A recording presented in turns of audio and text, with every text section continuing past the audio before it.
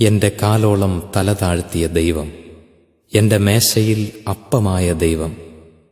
ദൈവമേ, എള്ളോളമില്ലാത്ത എന്റെ മുൻപിൽ എല്ലാമായുള്ള നീ മണ്ണോളം താഴ്ന്ന് അണയുമ്പോൾ നിന്നെ വിണ്ണോളം വാഴ്ത്താൻ എന്നെ അനുഗ്രഹിച്ചാലും.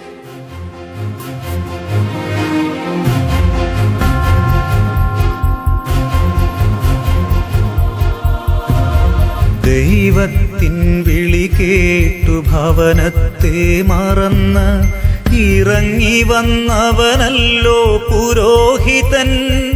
ജന്മദേശത്തെ വെടിഞ്ഞ് അജഗണങ്ങൾക്കായി ജീവിക്കുന്നവനല്ലോ ഇടയൻ.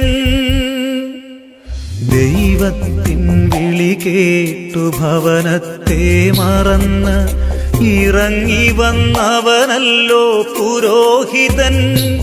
ജന്മദേശത്തെ വെടിഞ്ഞ് അജഗണങ്ങൾക്കായി ജീവിക്കുന്നവനല്ലോ ഇടയൻ.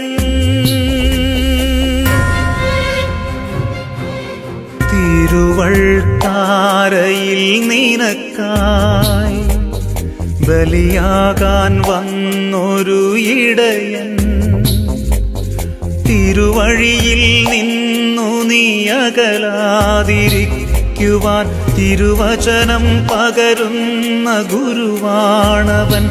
ആ ഇടയന്റെ കണ്ണുനീർ വീഴ്ത്തരുതേ.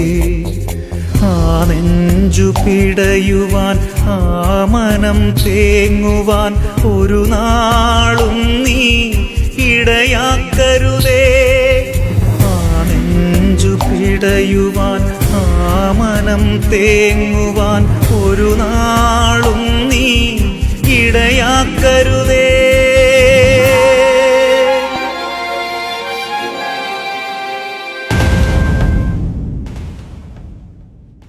സങ്കീർത്തന പുസ്തകം 105 അധ്യായം 15 തിരുവചനം.